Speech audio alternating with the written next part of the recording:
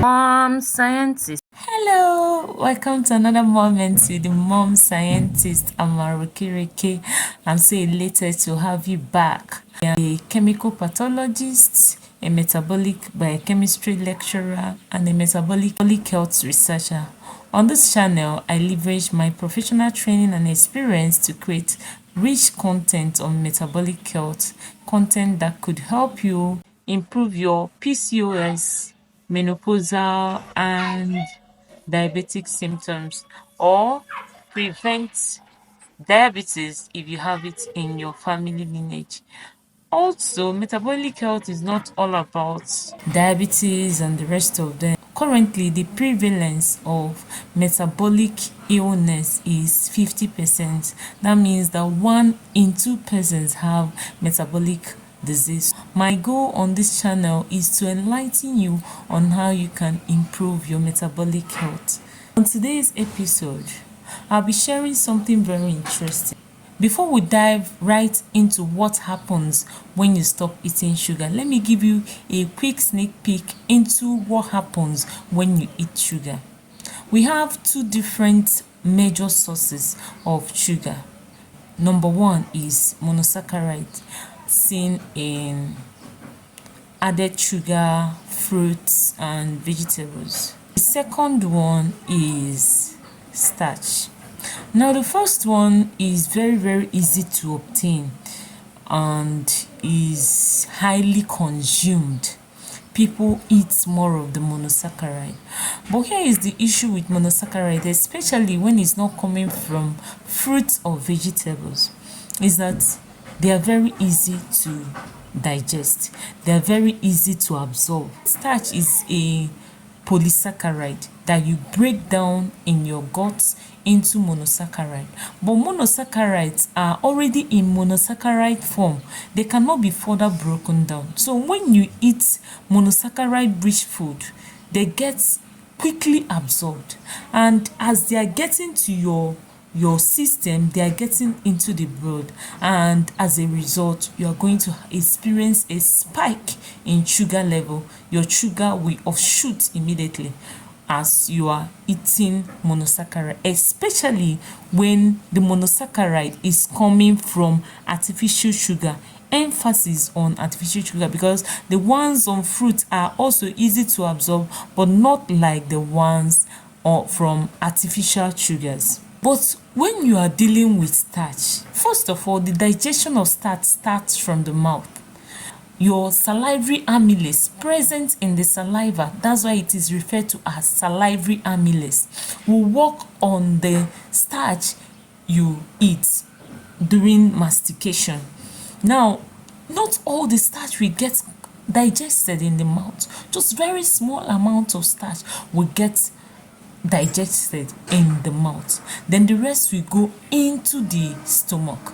Now, in the stomach, digestion of starch ceases because of the presence of HCl, hydrochloric acid. It will hinder the digestion of carbohydrate. Food bolus will keep going down. It will go further down into your small intestine. It is in the small intestine that it gets further broken down into monosaccharide. Now, the rate at which your body breaks down starch is low, so there will be no spike. You are not going to experience any sugar spike if you eat starchy food, because the digestion is low and steady. And the presence of fiber in starchy food only slows down the rate at which this food gets broken down into its smallest units. You see, you get the gist. When you eat sugar in easy to absorb form, it goes straight into your bloodstream and causes a spike in blood sugar. If this spike happens in isolation, it wouldn't have been a cause for concern. But the problem is that as you're experiencing a spike in sugar, you're also experiencing a spike in insulin. Insulin is the hormone, is the messenger that transports sugar from your blood into the tissue where they are utilized for energy. As you're experiencing a spike in glucose, you're equally experiencing a spike in insulin. And the fact that insulin is an anabolic hormone makes it even more complicating. Insulin is an anabolic hormone. We have two different metabolic processes. The first one is anabolism and the second one is catabolism. Anabolism has to do with building up. Insulin is a hormone that helps to build up. It's a hormone that helps you to synthesize complex molecules from very simple molecules. So insulin will help your body to synthesize glycogen. Glycogen is the form in which glucose is stored. When you have excess glucose, your body will convert part of that glucose into glycogen for future use. Not only glycogen is not the only compound that insulin helps your body to synthesize. It equally helps it to synthesize triglyceride from glucose. Triglyceride is a fatty molecule. Now what happens is that this triglyceride will cause an increase in low density cholesterol. Low density cholesterol is known as the bad cholesterol because it impacts heart health negatively. When there is a rise in triglyceride, there is also a rise in low density lipoprotein cholesterol. This fat molecule could deposit right in your liver, leading to what is known as fatty liver disease. And fatty liver disease equally puts your heart at risk of heart disease. The whole lot of different process that culminate into something more serious. Now to the core of this video. What happens when you stop eating sugar for some time? When you stop eating sugar for some time, you will experience hormonal changes. As your glucose level is going down, your insulin level equally goes down with it, and your body will be more able to break down stored fat and use it for energy. But two is that your lipid level is going to come down.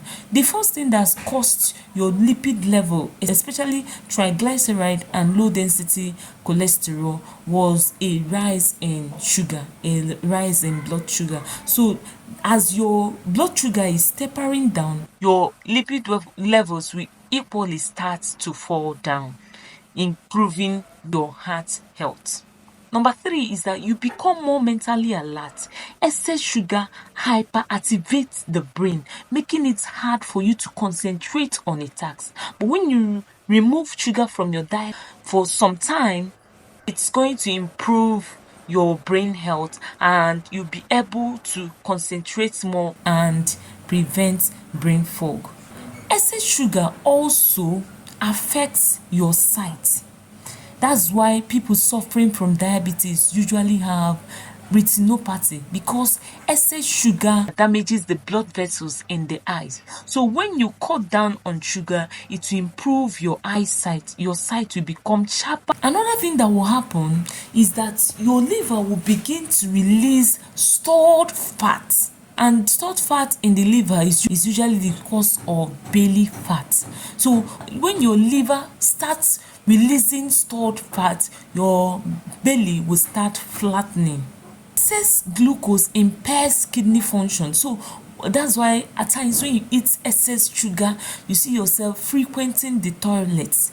So when you cut down on sugar, it's going to improve your kidney function. Your taste palate that has been wired to sugary stuff, very sweet things, will be rewired if you abstain from sugar for some time. Last but not the least is that your chances of developing breast and pancreatic cancer will be reduced.